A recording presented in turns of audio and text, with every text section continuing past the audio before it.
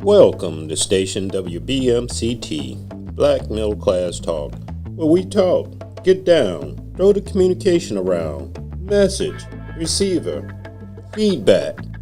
Let's get it on. Your host, CC, and your co-host, EB. Let's talk, communicate.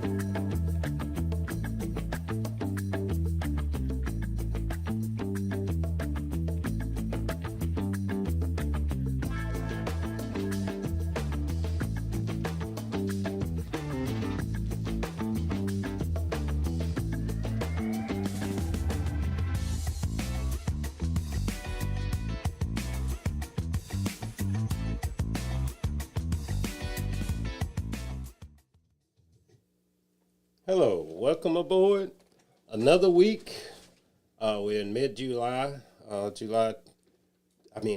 really. We're in a new month, August, mid-August right now. Man, the month is going by so fast.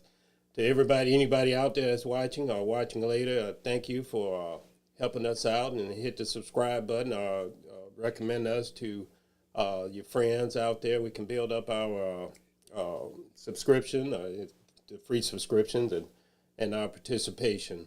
So this is Station WBMCT, Black Middle Class Talk, and as always, every Wednesday we're here from 1:30 to 2:30, 1 hour show.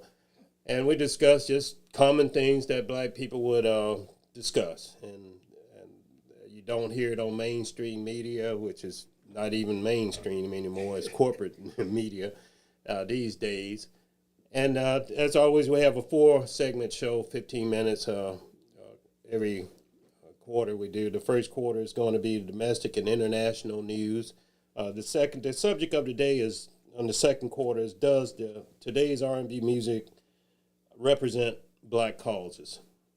That's the subject of the day, and then after that, we'll just continue the conversation in our topic because it goes under music, as you see on the topic board when we start the show. And then entertainment, we finish in the entertainment in the last quarter of the hour. And so I think my partner's ready. He beat and got his yawn in. He's feeling good, got that air in his lungs. And what we got on the domestic and news? Okay, domestic, we got a smorgasbord of it today, so I'm just going to hit them all quick because I'm trying to get as many of them in as possible.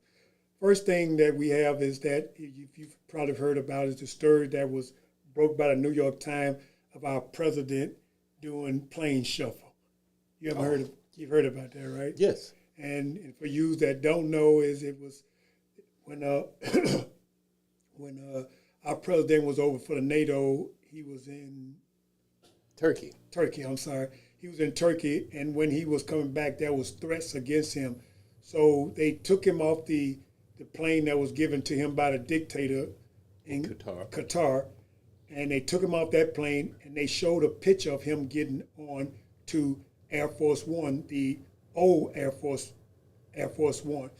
And then they took him off that plane on a catering truck and put him on another. So that goes to say that they felt that the Secret Service felt that there was a credible enough threat for the president. But anyway, he loaded all the journalists and all the crew and the staff onto the Air Force One, and he took off on another plane. But then again, he met up with them in France, and then he got back on to the Air Force One and then finished his trip on back home. So, right. So in other words, to sum it up, what was happening is he pulled the old switcheroo on whoever was threatening him. Right. But he left the reporters on the plane. They would have been like fodder. They would have been like a decoy to get shot down, and then he could come out and say, "Hey, I'm all good." Your attempt failed, right? Right. But how would you feel if you were one of the reporters on that plane, or just the staff? Rubio was on that plane. Yeah. I mean, that would make me feel some type of way because it was unnecessary. You could easily just said, left the plane there and said we're going to delay the takeoff. And you could easily took the people off that plane. You know what I mean? That was totally unnecessary. And if I was the person that was left there like that, I would be highly upset. And that was typical of of Trump. It's just typical cowardly type thing, not caring for anybody but himself. And it's surprising, like you said, that Rubio's on the plane. That's his Secretary of State. Yeah, I mean, You know what I'm saying? it's low down. He is a public official. Not saying that reporters don't matter, but I'm saying yeah. It's right. just, But you know how you feel about reporters anyway. So that's just stunning to me. Yeah. But it's like it's every day. This man has no bottom, and people, the Republican Party just goes along with it. That's just unacceptable to me. It's unprofessional. yes. I mean, somebody's life, you don't get a do-over on a plane. And so I'm not surprised. I'm It just shows what you're saying. It just shows the value that they I'm just stunned. right. He has no bottom. I'm not surprised. What else is going on? Okay, the next thing that we have on is that they he did an executive order revising the vaccination for kids, and he took away. It used to be 18 shots that a kid supposed to take, but now it's down to 11. And then good old Bill Cassidy, doctor, stepped forward and said that is just wrong. He say that Trump is not a doctor, neither is Kennedy. But anyway, so it's hard for you to hear what he has to say because Cassidy had two opportunities to stop this from happening. First one he could have impeached Trump when he had a chance.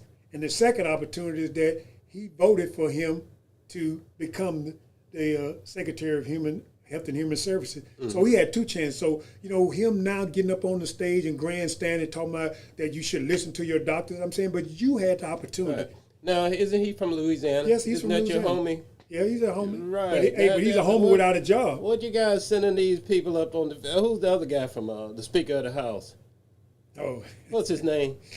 I don't even remember. Oh, you know who I'm talking about. You got two Louisiana people coming from Louisiana. But, Cassidy is just...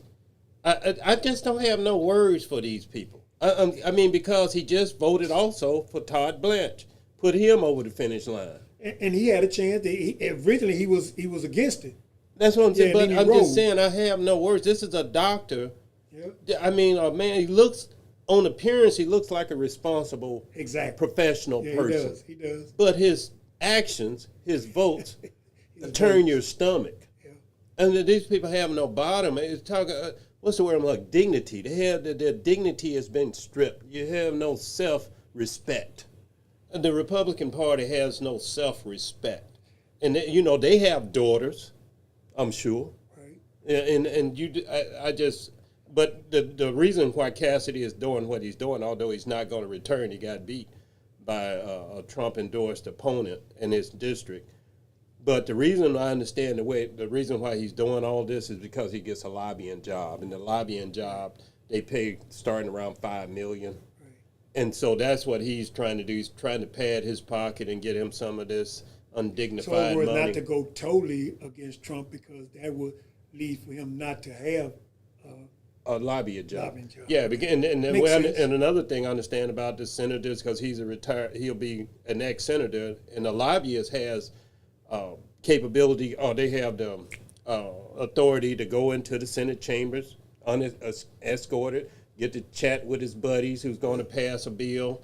And so that's how the game is played. When you see these Republicans being quiet, even though they don't have nothing to lose, it appears, but they do have something to lose. It's called a good job after they get out of this job. Well, to piggyback on what you said is that they started this in the military, is that because most of those generals was being in the service, and then they leave from the military and go and work for an agency, but they used to be having pull as far as making money or whether for those companies. So now the rule is that I think you got to wait 3 years after before, and I think that they trying something like that in the Congress too, but it ain't gonna pass. Right. That they saying you got to have so many years after before you can go and become a lobbyist. Right. I remember when I was in corporate America, we had a general was on the board, and so he got a board. It's another option for retired military, high-ranking people. They can get on these board of directors, and that pays a good little chunk of change. Right. famous one was Joe Biden's son, Hunter. He was on the board that paid him $5 million. Right. Now, mind you, they have a gripe that he only got that job because he was the president's son. And unlike now, and they are right on that, I think. Unlike today's sons of the president, who's taken billions in contracts and just total corruption, military contracts, coming up with their own companies and getting the contracts, signing on to others. So it's just corruption through the roof right now. It's exponentially corruption. Yes, sir. And go ahead. And the last thing that I have is that Trump has already renamed an Air Force base for Lindsey Graham. His joint base, Lindsey Graham, in Charleston. Yeah. Charleston Air. Oh, you heard about it? Oh yeah, yes. Charleston Air. I saw it yesterday. Charleston Air Force Base is now, because it's in South Carolina, is that he renamed it after his buddy. Okay. Lindsey Graham. Another question on Lindsey Graham, since you are in the news a lot. Did his sister win his seat? I know they had a. It was last night. Did she win? Okay, We'll look it up on the break. Yeah. Because his sister, Lindsey Graham, died, and Trump endorsed his sister to take his seat, in which she did. They signed it, but she gets to stay in office for the remainder of his term unless she won last night. Then she goes into the general election against whoever the other opponent is on the Democratic side.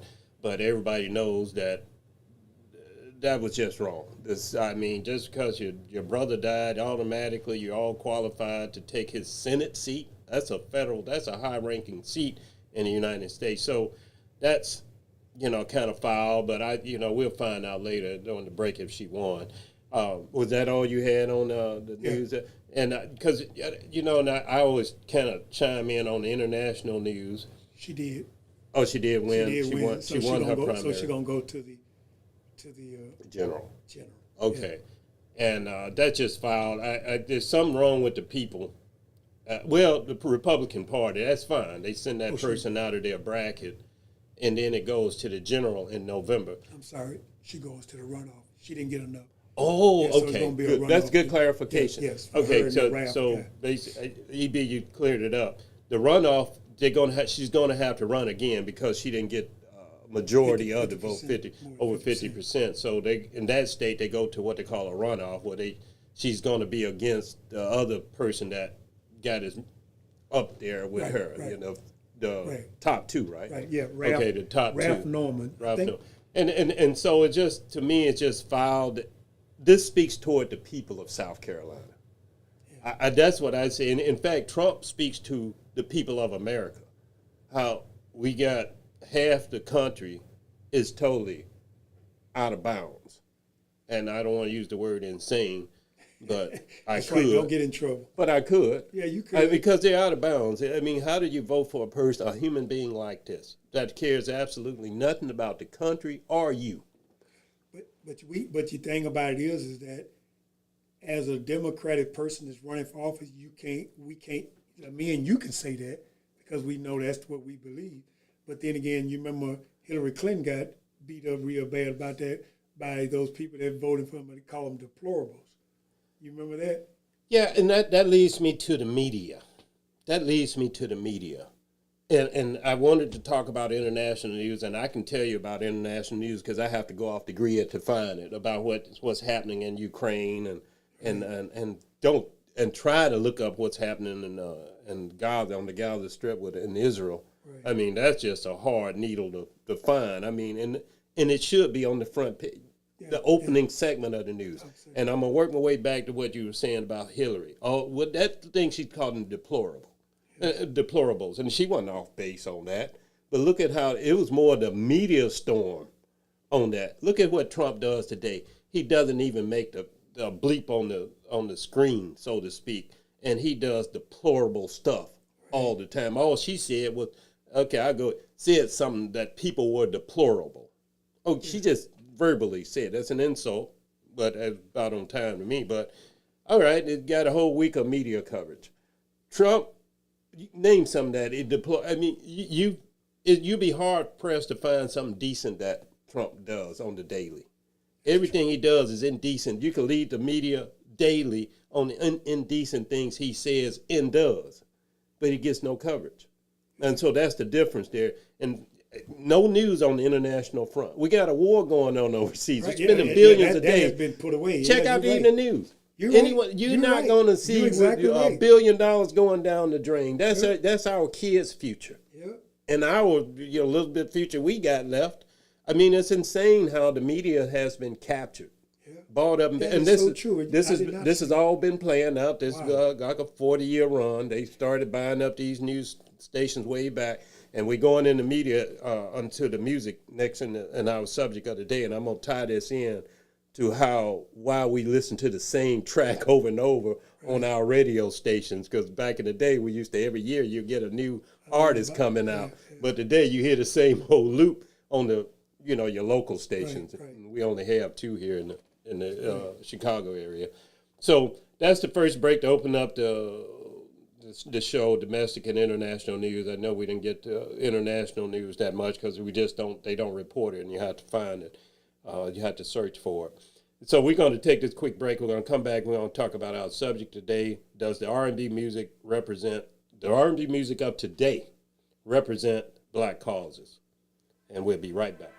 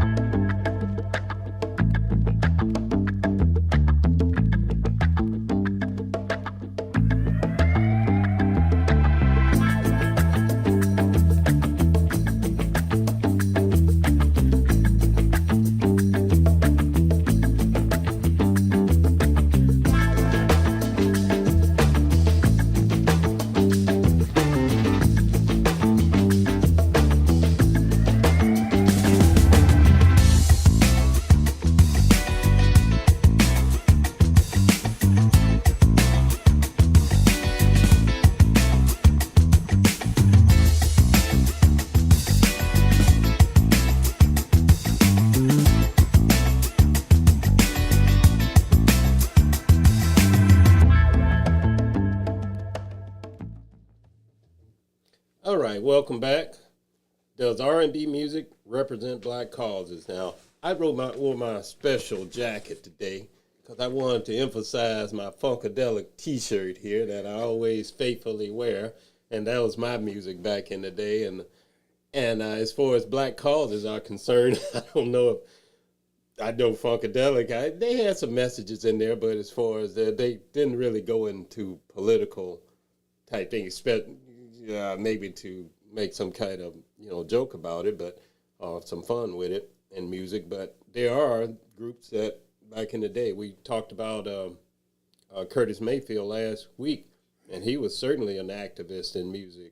And what's your thoughts on it, though? Or to answer the question, for me, no, it doesn't represent, the R&B music today doesn't represent black causes. And when we say represent black causes, in my mind, when we put that together, I was thinking of activism, speaking toward how bad things are. Like Marvin Gaye said, "Mercy, mercy me," things ain't what they used to be, and all the polluted waters and the air and the fishes, and that's a political statement about when Marvin Gaye did, and that they were Motown's a little scared to do that, right? Because it had that political overtone.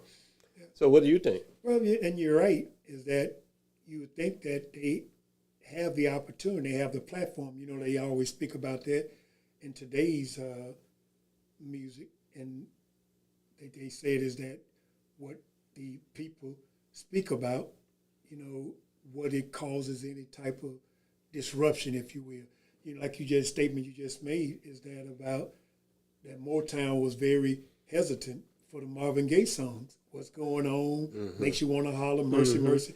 He said those things, and Barry Gordy fought it, but Marvin Gaye stood to his guns. Is saying is that no, and they put it out, and it's and it was a good seller. Right, it still plays today. Right, it still plays today because yes, and exactly and you say it still plays today, and in the definition of that, to explain it, when he says still plays today, it's still effective today. It's saying when he's saying what's going on. Because we every week when we on this station, we, CC speak more eloquent to it. He's talking about, yeah, these are some, some different times is it that we're in, so it is, saying what's going on, and then we talk about the different people, in different times, like this one song that James Brown had out, Say It Loud, I'm black and I'm proud. Yep. These are things that was being said, and that was like a thing that, yeah, say it loud, I'm black and I'm proud, and at the time, that song there is almost the equivalent to us saying Black Lives Matter. Because the fact is that you're saying, is that you're speaking, and not to get off subject, but when people used to have an issue with that, Black Lives Matter, is that if you listen to the words, I don't see what there's there for anybody else to be offended by.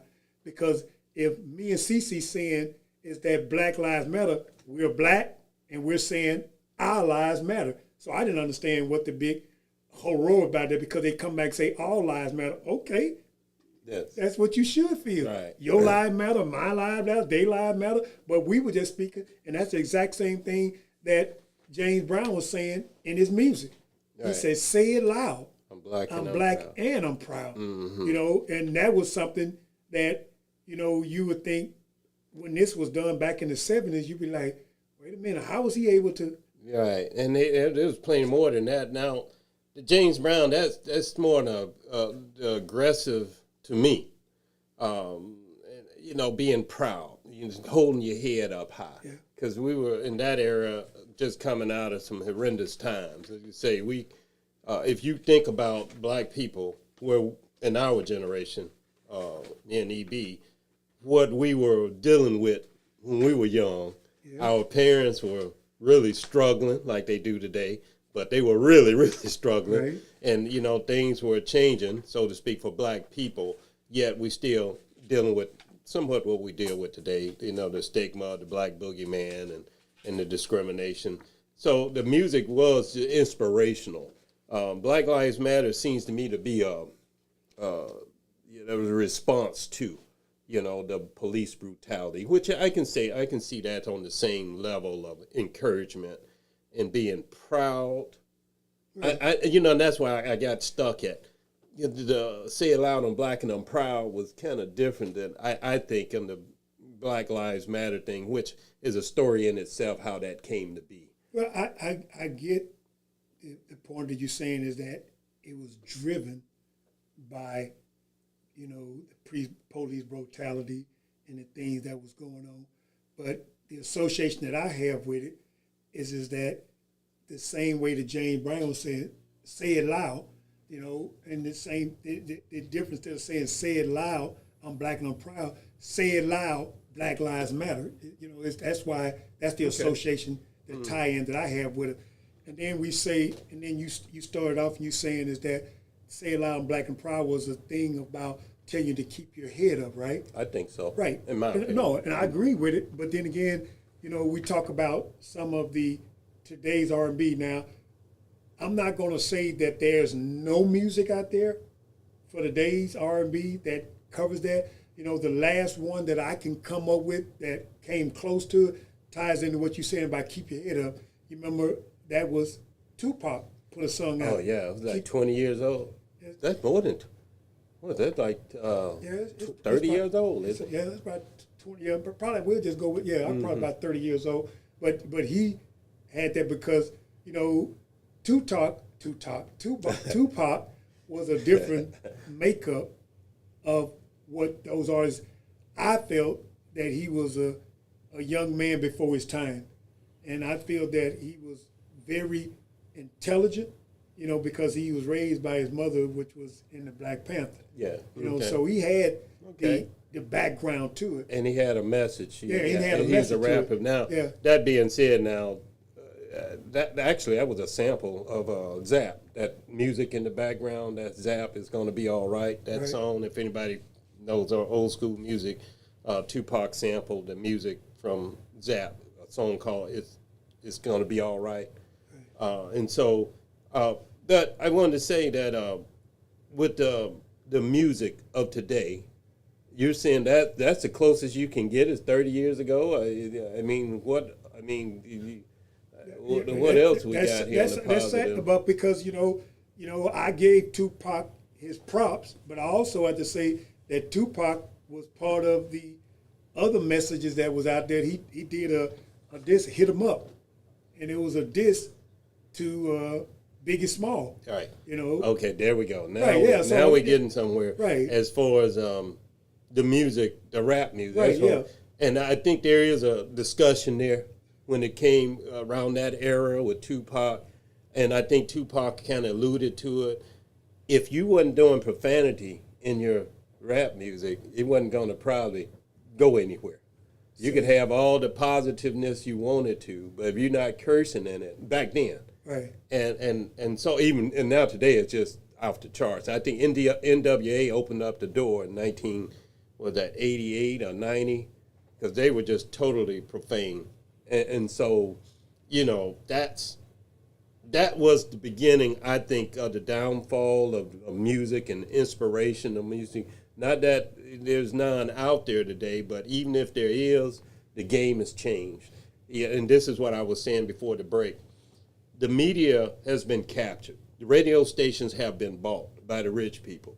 This is why you get this loop. You don't get new music on the radio. It's about control, because I'm sure that they know, the other side knows, that we get a lot of our inspiration from music.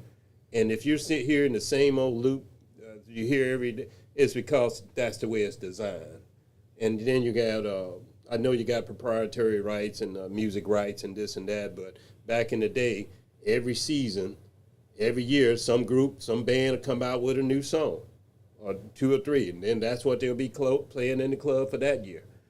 Following year, another group would come out, probably the same group, got a new album out, but it was positive, and then, we had a groove going. But today's music, I'm sorry, that's why I'm really out the game as far as music. I can't. First of all, I got some rap here. I got some rap. I mean, this was Boogie Down production back in the day, music. They didn't do no cursing, but they had a message that was strong in every song. And so I'm just saying, this is just one example. I got a few over there, but I like music that I can understand, that I don't have to guess what they're saying or get a bite here or a bite there. What is your message? Right. Because I asked somebody, I was telling them about our subject today, and I asked them what they thought. They said, well, it's easy to say, because the fact is that, first of all, they mouth is too close to the microphone, and then they just hollering. And so, but is what, because majority of the music if they can have it without the words, I'm gonna be honest, I love the beats. Yes. The beats are there. Yes. But then again, the words are not there. Right. And they said, and I asked the question, because I was even hesitant when I made the title, said R&B, because the question is that R&B stands for rhythm and blues. Okay. Right? Okay. So it's hard to say, because they even done it on the American Music Award.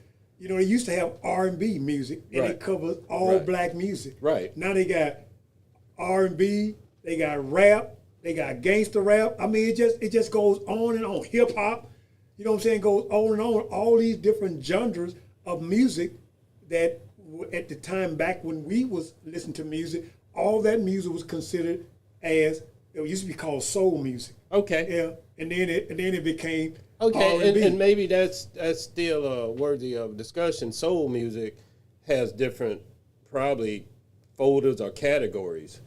And back in our day, you're right, it was just one R&B, rhythm Right. and blues.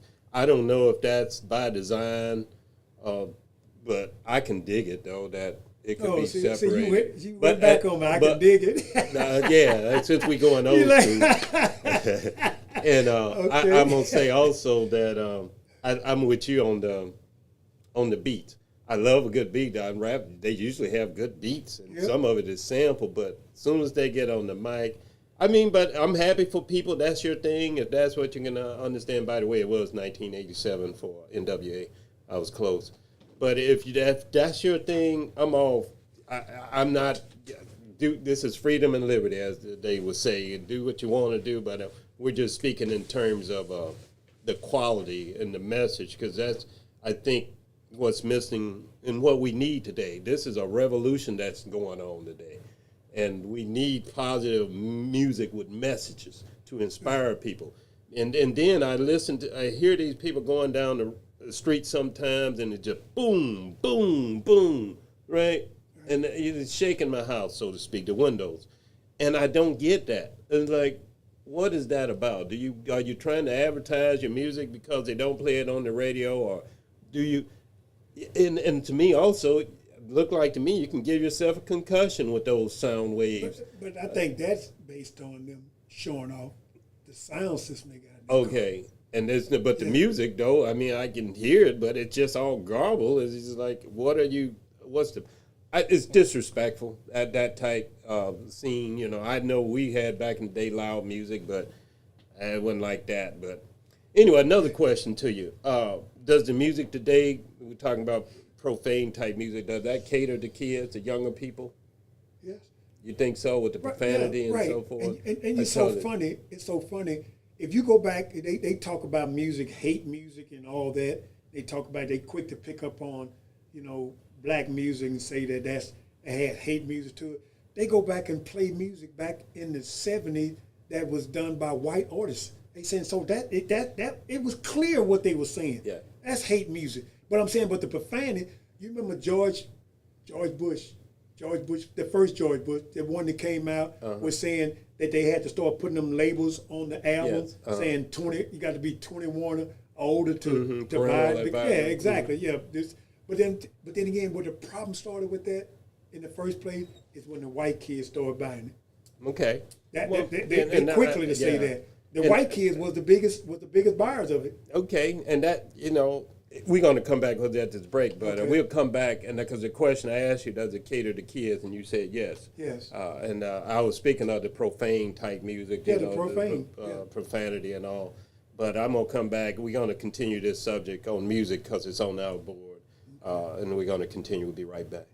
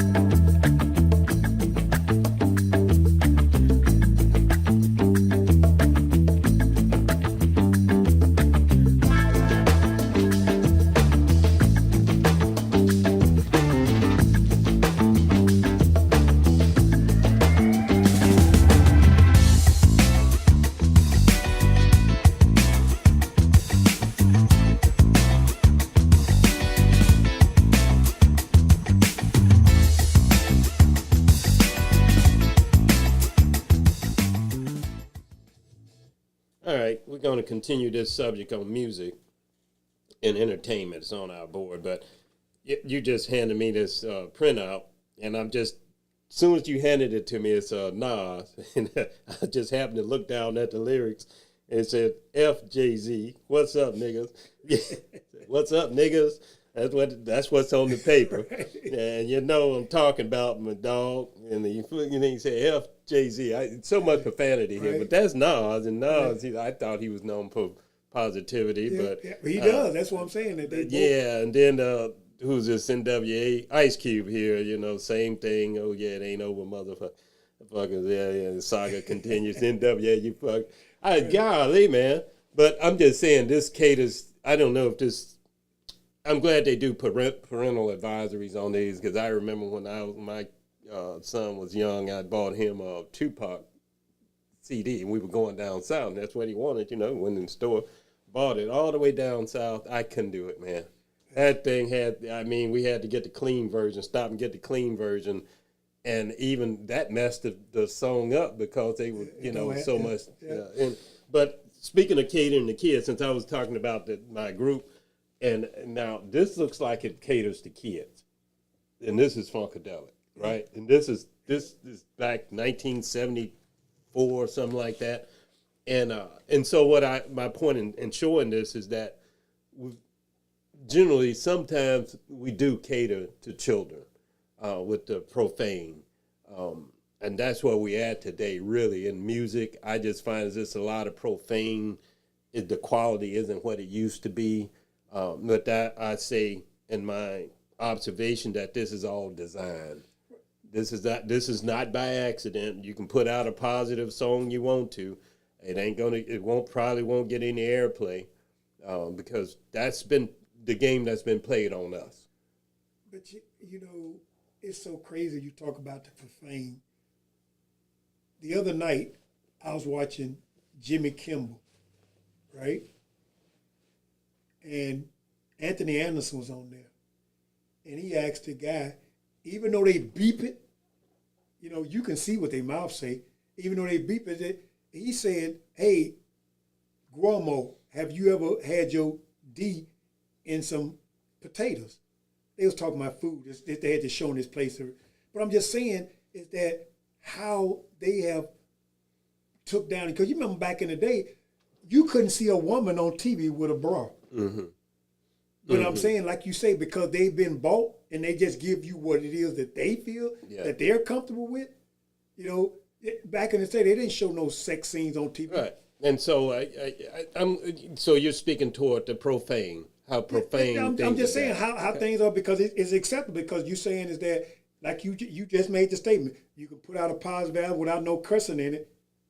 And probably won't get no airplay. And you won't get no airplay. Right. Ain't that sad? But I'm saying, but they play the clean versions on the thing, but on XM, we can hear it, the whole version. Okay, and that's another thing, how things have shifted from over the air to paid subscribers, XM.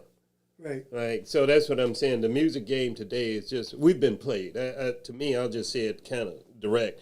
Black people have been played as far as our talent in music. We've been shut down, and to build on that, it's not all being shut down either. The game has actually changed a little bit. We got AI. Me and the producer was talking earlier about AI is generating music now. You can make you a hit album and put your face on the cover, and it's been generated by a computer. So things have changed in the music world, but and the reason why I like this subject is because we, as far as black people, this, like we were talking about the athletes and their activism, music in our day, and you know, I got a collection here, it was our way of producing something. We're talking about, for the cause on one thing, and then just putting out a good product, good music that transcend race. You know, look at the Temptations, how in Ray Charles, when they was coming, white people loved the music, but they couldn't have like when they go to do concerts, they would split the white people over here and the black people over there, and it came to a point where the black people say, we're not going to perform in a place that's segregated. Right, exactly. And so, in the South, they was like, man, we're missing out on a lot of money. And just for something so silly, rude, black people over here, white people over there, and that went down quick through music. Yeah. And so with music, entertainment, we were talking about sports last week, music this week, it was for the, it served the cause, with the messaging, I think. And I think that's a good point that you made when you were talking about the segregation in that, for like how they was able to perform. And because they had to make a hard decision to say is that this is my livelihood, and the only way I'm going to make money is I go and perform at these places. Right. But then to take a stance and say, and then like you say, but then again, the white man is never going to miss out on no money. So whatever they got to do to make amends for it, that's what they end up doing. Because like you say, it used to be over here, over there, and then they put them up in that's what those, if you go to most theaters. The balconies. Okay. That's who the balconies used to be for. Right. You can go into some churches right now, and I've been up in balconies that you could hear back in the day, because you had to go this narrow stairway and get up there. And so history is still relevant today. Right. But I stand by my point that the music is a vital part of our development. Music is, when people are into music. And if you're getting all negative, bang, bang, go shoot 'em up music inspires. It can inspire you to do a negative, or it can inspire you to do a positive. Now, I showed the Funkadelic album, and as odd as it may seem, as kind of cruel as this may be, here's one. As cruel as that may sound and look, Cosmic Slop, listen to the song. He was one of 5, born to his mother, an older sister and 3 young brothers. We seen it hard. We seen it kind of rough. That's the way the song starts out. Wow. You know what his story he's getting ready to tell. Right. And that music, go listen to Cosmic Slop and kind of relate it and think about this cover. How does that relate? You know what I mean? This relate to a song that's positive. But listen to the song. You tell me if that song is negative or positive. And that's why I say a lot of kids like me grew up on Funkadelic. And our parents had a problem with that because, you can see the cover. And, I mean, this is one of the lighthearted ones. But when you get into, put the needle on the record, it was totally something different. So don't judge an album cover by its product. And I don't say that because we need more positive music now. We need more inspirational music to tell the story because kids are not getting this through the media. In fact, they don't even watch the media. Don't know how the system works. We're just adrift. Well, I feel. They don't get nothing from the media no more. You find 80% of the kids now, they have streaming services. They don't go to ABC, CBS, or NBC. Okay. That ain't where they get their news from. Mm-hmm. We're gonna find out from our producer where he gets his news from. He got a little bit. I mean, he watches something with young folks. Let's get young folks on the line last Thursday. Come on in. Hook us up with young folks. Come on in, young people. Got the ring on.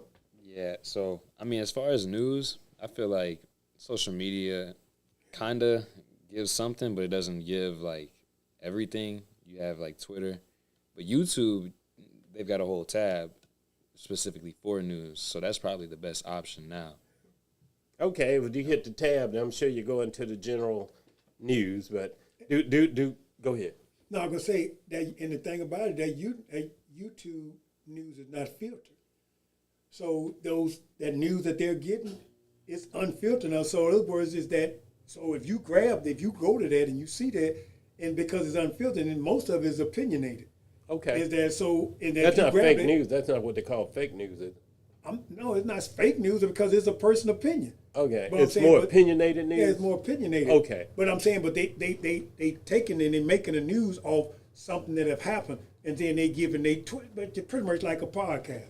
Okay. You know what I'm saying? Okay, that's not really news, it's more opinion, not facts. It's news. The facts of it is that, yes, this dude got shot over here. Now, when they go and give their spiel, whoever on YouTube give their spiel on it, is that so now you saying that guy shoot him because he was mad at it, or they shoot him because he was trying to break in his house? You see what I'm saying? They don't, in other words, the filter, you get the news, you get the clean news on ABC, NBC, and CBS. So in other words, before they produce that news out there, is that news is filtered through editors, producers, and also in other words, they giving you a clean picture of the news. Okay. But see, so in other words, you can grab that news from YouTube. You're like, damn, man, you heard about that dude got shot over? And then that person gonna take that and he goes, yeah, man, you heard that dude got shot 4 times over there? Like they used to do in a classroom.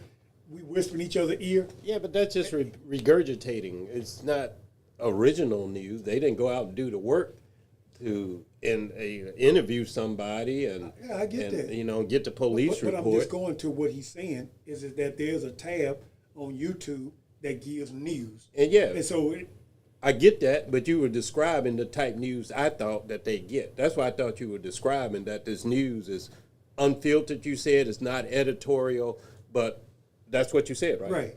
Okay, but that's what I'm saying. Well, where did the one that's giving the unfiltered news on YouTube, where is he getting his or her information except from the mainstream media, and Right. then they regurgitate it from their own perspective. Am I Right. wrong? Is No, that what you're saying? You're not. But I'm saying, but that being said, you go instead of going to the clean filter news, you going to the YouTube news because that's where they get their news from. And like you say, social media, TikTok, Instagram, those are places where that's where they get. So you know why? That's why people campaign on those networks now. That's how they go out and reach the young folk. They go Okay. out there on Instagram, and that's where they go and get and put their messages as far as like for them campaigning. Young people, is that true? That's pretty true. That's pretty Okay, true. young people, and I that's why we Right. talk about it. Right. So that's what they have. But I still say, well, that all you did was take that the filtered news, and you pulled it into your own network, and you call yourself unfiltering it, but you're taking filtered, and you're doing unfiltered. I mean, are you doing your own investigation? Are you you calling down to Jack? We didn't talk about Nolan Wells, by the way. We missed that. Nothing new going on, No. by the way, on that. Unfortunately, let's say Nolan Wells. Good point of for example, where you got your main news from that filtered.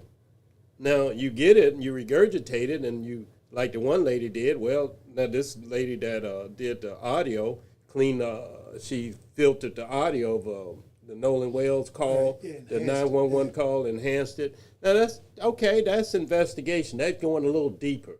That gives me something to work with. But now, if you're just going to take what they did on the filter news and put it on your own platform, throw some curse words in there, that ain't buying me nothing.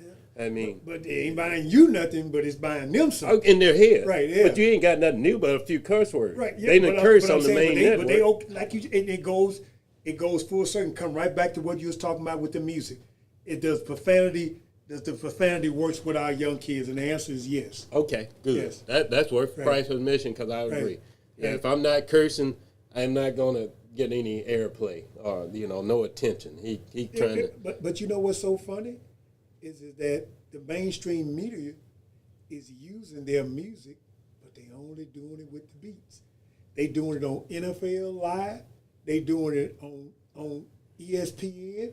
They using their music. They beat because the beat is there. And let me jump on that. That Okay. beat comes from these records. Yeah, from the This old. is yeah, sample. you're right. They Yeah, got you're right. they got You're right. sample music. Right. You're right. And that's what they're Yeah. playing. And the sad part about it is that these groups Don't get nothing from it. don't get anything from it. Yeah. And these guys were excellent musicians. Right. They're playing instruments. Somebody comes along, samples their music, they get paid. Everybody gets paid except the people who originally done it. And we talked about this before. That's called Generational. generational wealth. Thank you, Right. brother. This is stealing of generational wealth. Right. Because you're not paying the person who produced it. They can't support their family. But the thing about it is that the problem is that when they during our days and back in the days of the music that we listened to, is that a lot of those people wasn't savvy enough to know is that when this man offered them $100,000 check, is that they signed over the rights to all That's of their music. So they have no. So in other words, you going to make what you make while you going along. Yeah, and that was a fraud. Yeah, That yeah, was a but fraud. it was. They got beat. Yeah. But anyway, we're past time. We're going to come back, take this break. We're going to come back with the last 10 minutes. We're going to do entertainment. And, we got Caitlin Clark and Lakers and Asia Wiggins. Ain't nobody said nobody. Let's get to Caitlin. I'm going to talk about Caitlin. All right.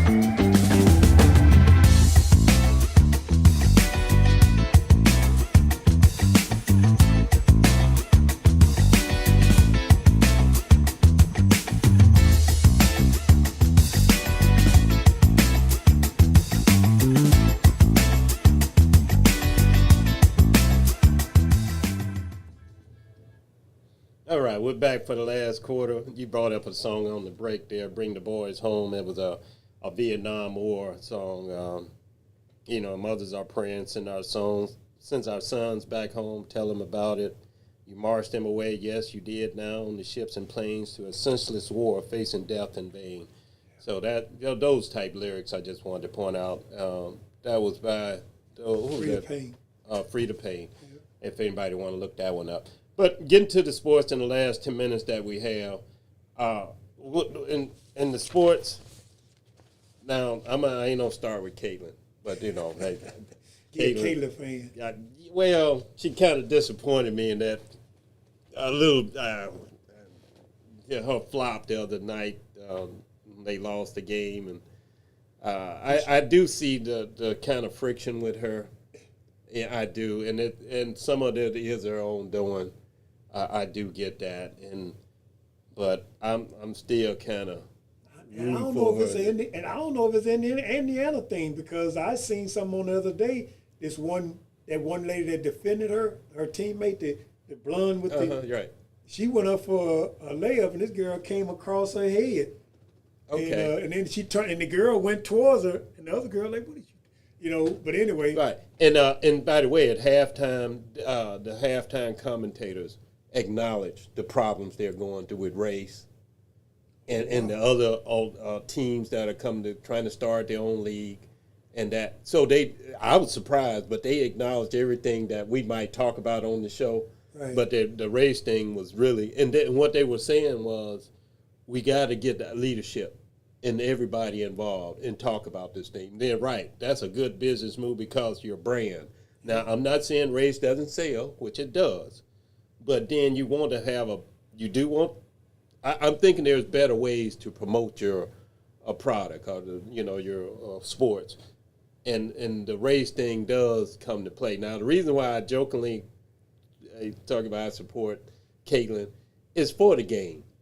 She's what she's brought to the game. Now, just her being there, she fills up the stadiums, but she's not producing to me. She could do better. I was hoping for a Larry Bird, Magic Johnson type thing, and it looks like we might eventually get that with the one girl, Olivia Mills from Miles from Minnesota. That's what I want. Some competitiveness, good competitiveness, not these cheap shot competitiveness. Women. The women basketball league has great potential. And they're growing, big time. And so I'm beginning to tune in and enjoy it, especially with this Olivia Mills. You said that's her name? Yes. Man, that young girl has got some moves on her, and she has this look about her, so innocent. But boy, she'll tear them up, boy. She's very, to me, she appears to be very shy. But then again, when she get on the basketball court, it's a different thing. And like I was saying to the young folks, is that she reminds me of Magic Johnson. Yes, that's what I was. Right. So that's what I was getting. That's why I brought her up. Right, that's like a Magic Johnson with a Caitlin Clark. I would love to see that matchup. But your girl Caitlin can't guard her. So okay, I just thought I'd tell you that. Want to say, but Caitlin opinion. Caitlin ain't never had no defense in it. Tell me that's your opinion. Oh, that is my opinion. Caitlin do not have no defense. She can't guard nobody. We'll see when they She's play. A good shooter. All right. But anyway, that just when they play, I'm gonna hold that note. Yeah. Caitlin, matter of fact, I'll watch the game with you so I can talk about it the whole while. Right, August 2nd. August 2nd versus the Fever there, right? Yeah. Okay, good. All right. Now, what about A'ja Wilson? A'ja Wilson, to tie into CeCe's point of what Caitlin Clark. And you notice that CeCe, Caitlin Clark, that's kind of probably the reason why you have that association. But anyway, because what Caitlin Clark has brought to the game, it has increased the profitability of the sport. So last year, they signed a CBA, which allows, because it used to be the CBA, collective bargaining agreement. Okay. So that allows that the minimum used to be for the women was like, I think, 78,000. Now it's at 650,000. And if you listen to this CeCe, he would say that blamed on Caitlin Clark. Caitlin That's Clark. the Caitlin See? Clark effect. That's a Caitlin Clark effect. Who's going to disagree with that? That only, I mean, you can look at the graph. Look at the graph when Caitlin Clark's come in the league, how those salaries shoot up. And by the way, how much did she sign for, Asia? $2 million. She signed it. $2 million? Yeah, she 2 year. So she basically making $1 million a year. Okay, because I see a 3-year, $5 million supermax contract with the Las Vegas in April 2026. For August.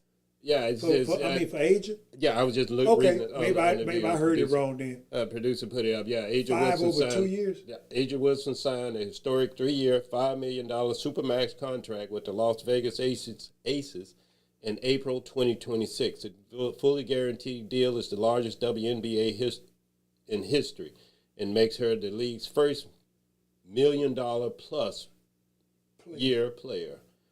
All right, so yeah, $5 million, and that's Asia Wilson. I've seen her play, and she is all that. Yes, you're gonna give somebody $5 million, and that girl's bad. I don't see any weakness I think in her. they just priming up because they know when Caitlin contract comes up, is that they know they're gonna throw the bank at it. How much did Caitlin get a year? You know what her I contract think is? hers is 80 some thousand. 80? No way. Come on, dude. All her money is in endorsements. Look it up. Look it up. We're getting that. Executive producer. All right, then. Yeah, I think. Okay. I think she had. She been in the league 3 years. Yeah, she's okay. Caitlin Clark is under a 4-year rookie contract with the Indiana Fever, totaling $338,000, following mass abuse in the WNBA collective bargaining agreement. Her base salary scales up to $528,000 for 2026, $597,000 for 2027 after the team exercises her 4th-year option. So, yeah, you got a point. I see where you're going with that. So you saying when she gets done with this rookie year, man, no, they go. So she's gonna be. Caitlin Clark ain't no doubt in my mind gonna be the highest paid player in WNBA. Now, unless old girl is showing her thing, Paige for the Dallas. Yeah, how much she get paid? I'm just saying her skill set. Who is it? Paige Becker. She used to play for the. She's played for the Connecticut. She was in Connecticut. She won the championship. Okay, she's making $500,000, $499,000. Over a year? No, she's also a 3-year deal with 3-year deal. Oh, yeah. she was actually she signed with the 3-year deal with the 3-on-3 league. And that's the other league I was talking about that's competing with the WNBA. So that's a real league? I seen it on 3-on-3. TV, and but that's I was wondering what it was. What, I thought they were just pickup ball. And that's what they were talking about at halftime, I think, the competing leagues. The women, and I understand, this is business. And they have a right to start their own league. Basically, that's what they did. And Caitlin Clark is in that league. And that's what I was saying. I was kind of disappointed with Caitlin because, like I said, she seems to be a little bit, I hate to use the word arrogant, but just I saw her get that last technical last week, and it was just her attitude that really she bumped into the referee. She knows that was the referee over there. I mean, why do that? Now, they rescinded that. That was her 8th technical, and she was going to be suspended for a game. They rescinded that. But I'm just saying. But that's your girl. Yeah, I know. You're looking out for her. Yeah. Now, what about Olivia Mills? How much does don't go off that so fast. Yeah, I got to. I don't want to talk about all right, that then right we'll now. just go on. I don't want to talk about that. And the only reason I want to say that, the only reason I say don't get away from that is that I'm just showing you what the difference is and how, because Caitlin Clark has always been, first of all, she a crybaby on the court. She don't feel like that nobody can touch her, and she don't nobody foul as much as she do. Yeah, but then again, then she goes down the floor talking to the ref, and anybody else get a tech. Give her time. Don't be so hard. All right, let's move on. All right, one more before we close out because we're at the last minute. Olivia Miles, that rookie, she signed a 4-year, $2,240,000, $2,090,000 for him 40. So $2 million contract with the Minnesota Lynx out to being selected 2nd overall in 2026 draft. So that's pretty good. These women are making big money. Right. So glad to hear that. I'm starting to watch WNBA. Just wish they would get a bigger ball, a regular-sized ball. That ball is irritating me. I know y'all say little hands. I just don't buy that. And women can play ball with a regular ball. You go out there and play. always been. Go out there in the basketball play on today's world. Go to your local gym, find them women on the floor, see what kind of ball they're playing with. It's gonna be a regular ball, and they're gonna be killing you. Right. You're gonna get your attention really fast. That's how Let me ask you good something. they are. Is that the same in college? Yeah, I Women think college? so. Yes. It's small. Okay. Yes. All right, we're down to the last. That's it. Whoever watching this, please hit the subscribe button or recommend us for an hour conversation. You're always welcome to email us, get into the conversation, and that's it. We appreciate you watching, and as always, we'll see you next week at the same time, same place. And as always, as your ancestors would say to you, stay woke and always do the right thing. See you next week. Peace.